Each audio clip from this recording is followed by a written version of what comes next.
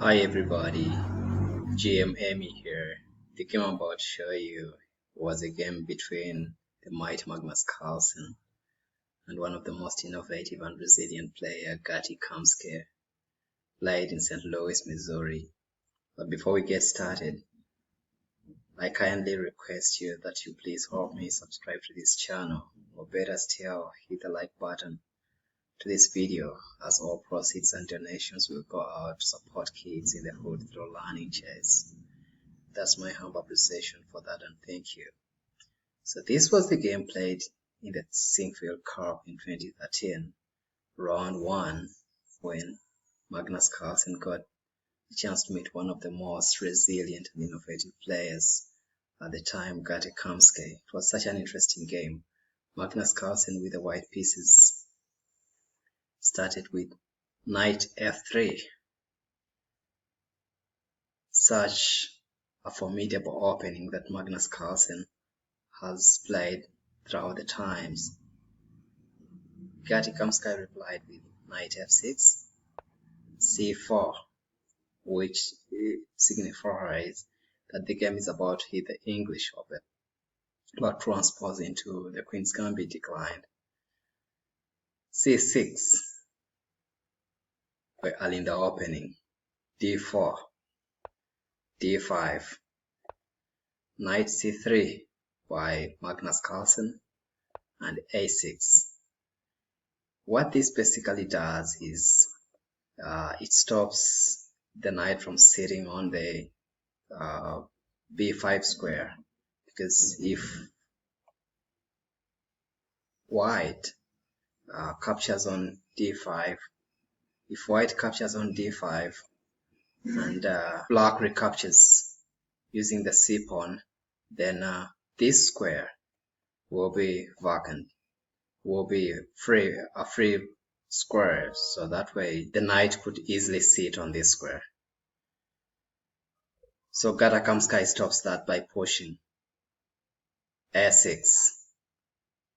Magnus Carlsen plays e3, and bishop f5 is played into the game. Now this is such a dangerous bishop that exchanging it out would really mean a lot, and instantly Magnus Carlsen plays his bishop to d3. He plays his bishop to d3. White swaps bishops, leaving black with a good one, but in return white gets quick development and is ready to go e4, opening up for his remaining bishop, this dark squared bishop, because as soon as you go e4 like this at some point, then this dark squared bishop has been opened up and could go anywhere along this diagonal. So here Gata Kamsky captured on d3, and Carlsen recaptured using the queen. Queen captures on d3. e6 is played. Carlsen castles kingside, and bishop b3 and bishop b4 is played. Now what bishop b4 does, in Gata's mind, he wanted to take out this knight, the knight on c3, and yet there is a saying that goes that even the worst bishop is better than a knight. By putting the bishop on b4, Gata Kamsky made it clear that he was prepared to give it up in the hope that white's bishop would be restricted to its own pawns. Yeah, meaning this other remaining bishop here would be, restricted by its own pawns around here. That could have been wrong, but by so doing so, it avoids potential tactics. So Magnus played bishop d2, and Gata Kamsky happily captured on c3. Magnus recaptured using the bishop and not the queen. You have to have the bishop at least eyeing this diagonal, in as much as it could vacate later on, but it's a good bishop. being on this diagonal. Black then castled on the king side, and Magnus went to the queen side to have some activity with a4. a4 is such a good move as it creates room on the queen side. We're yet to tell whether that's where the game will be headed, but it was such a good move. Knight b d7. We have a5, continuing to gain more space on the queen side. Knight e4. That's a centralized knight for black, and one that can hardly be dislodged from the e4 square. So it's also targeting the bishop on c3.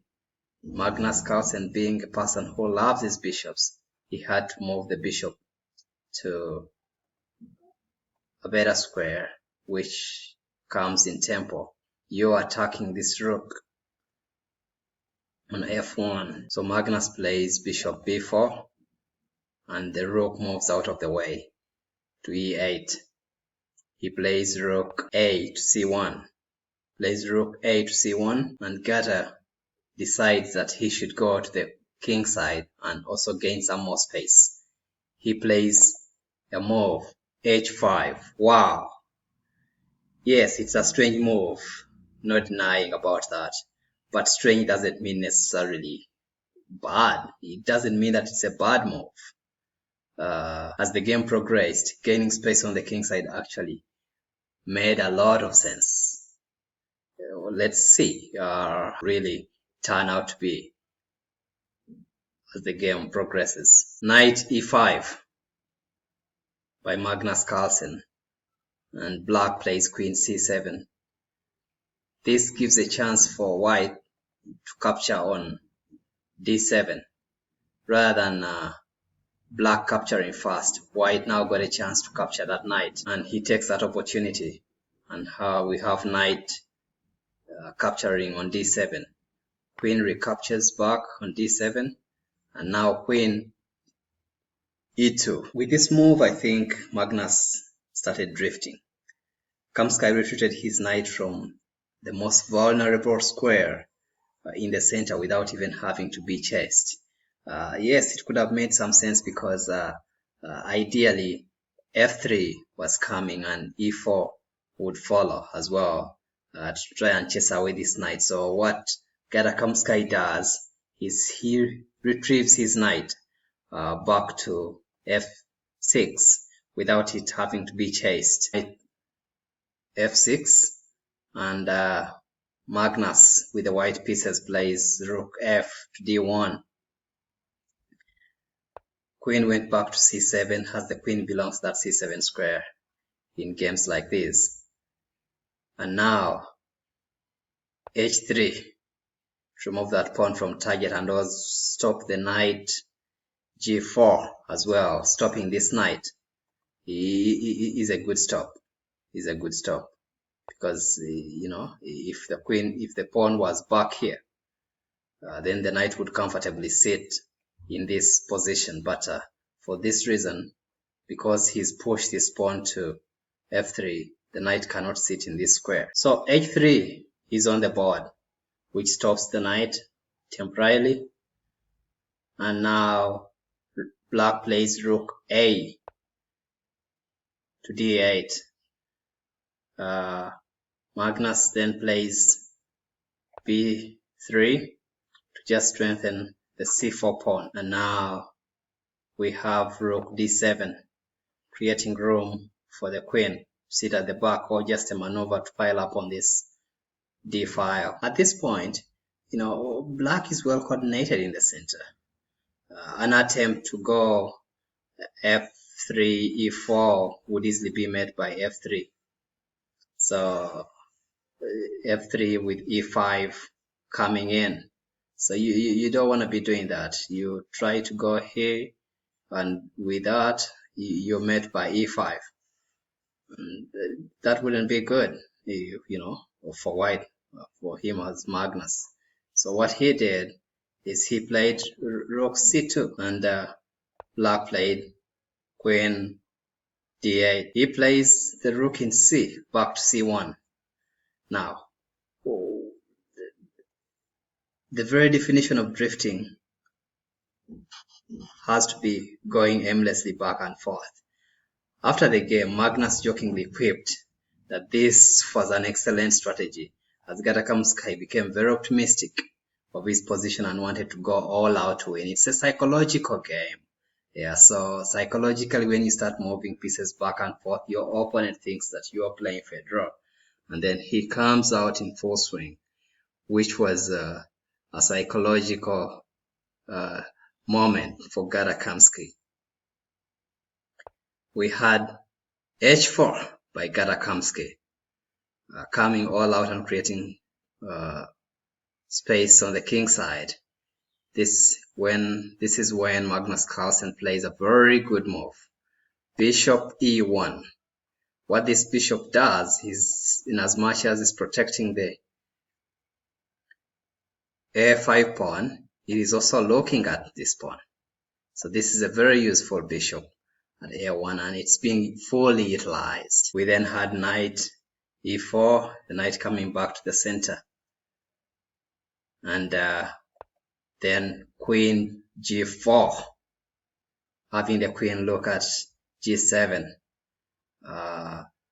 It starts to cause some bit of discomfort at this time. Gata then played g5, but it's just amazing how calm and collected Magnus Carlsen stays with a move like this.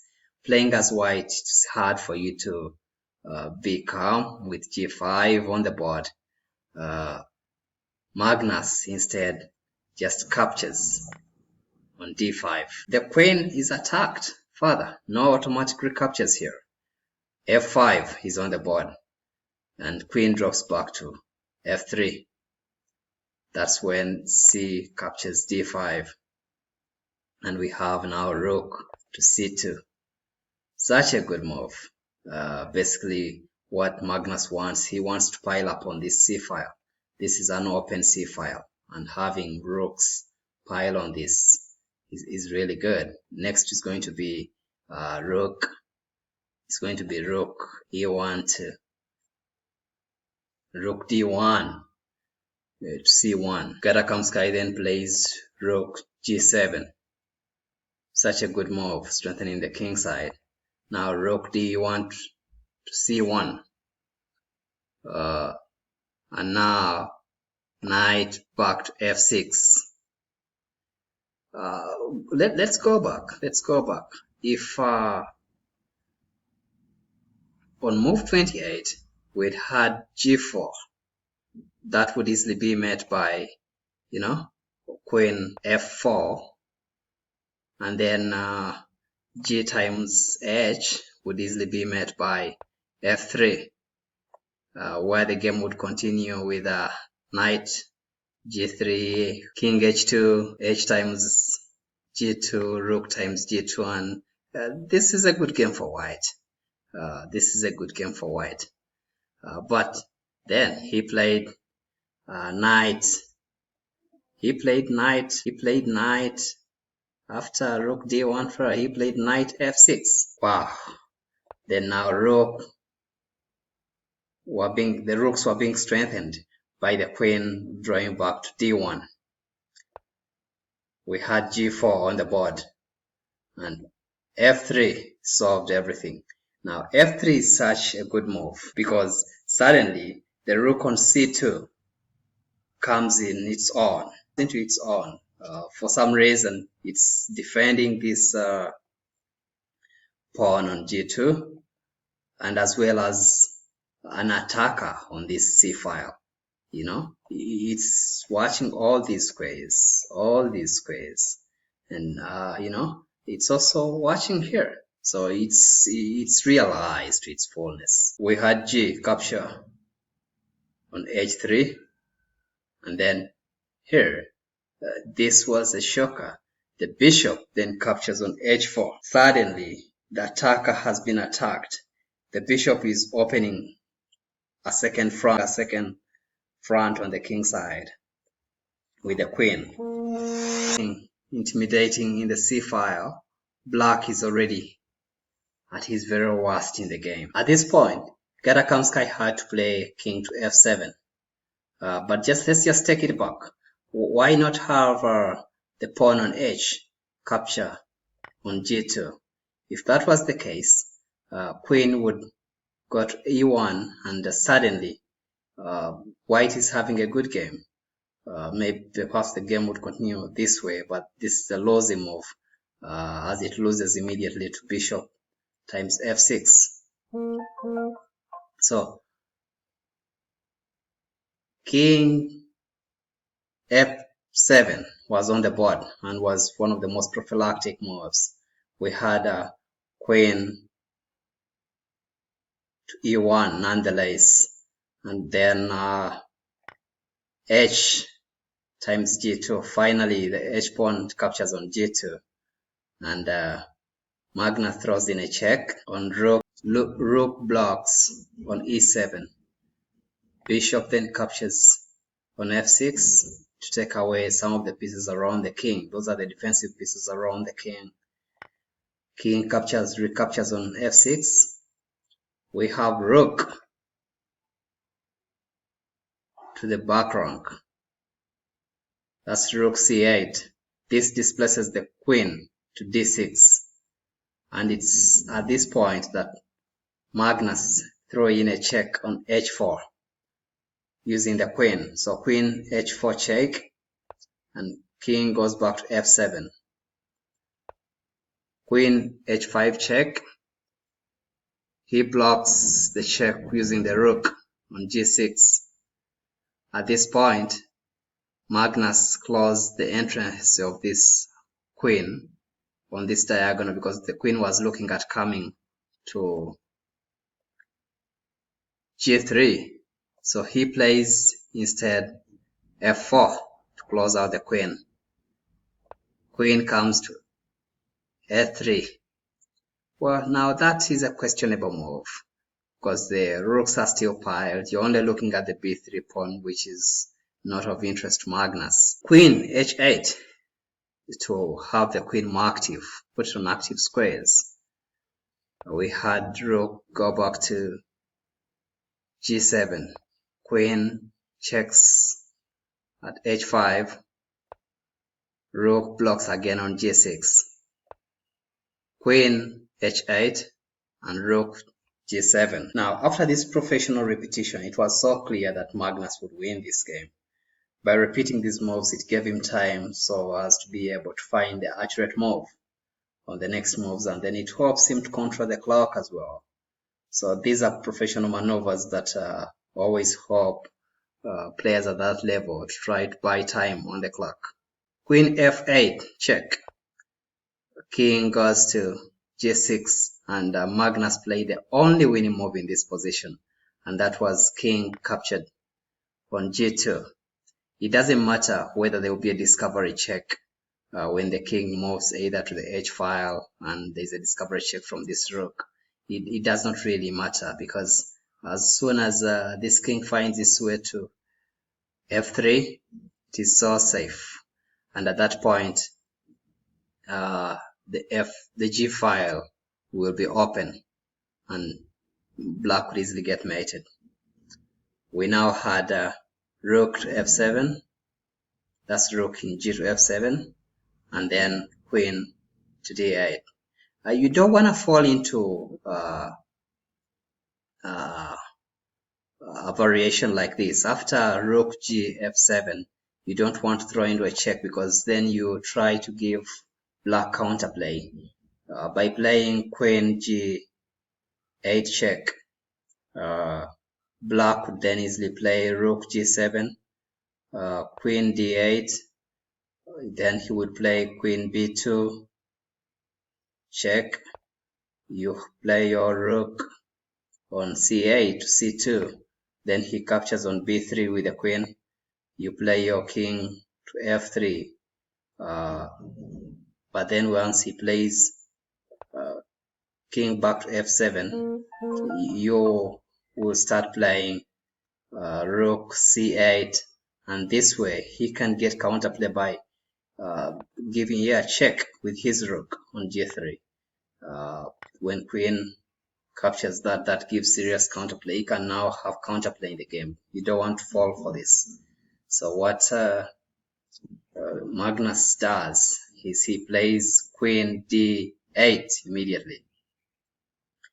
That way, we had Rook H7, Rook H7, and another way, Rook H7, like I said, soon as you play the other moves of Rook B2 check, and then he plays that, as soon as this king finds its way to F, to that square, not now and not at this point, but it will be safe. So, and the game continues. We had Rook to G1, and then a check was thrown in. King to F3 with a discover check on the black king. King F6, we had a Queen G8. This is when it's now very eminent that white is winning, because my system tells me it should be a mate in 7. We had Gata Kamsky throw in a check, but this is easily blocked by the rook. That's Rook G3.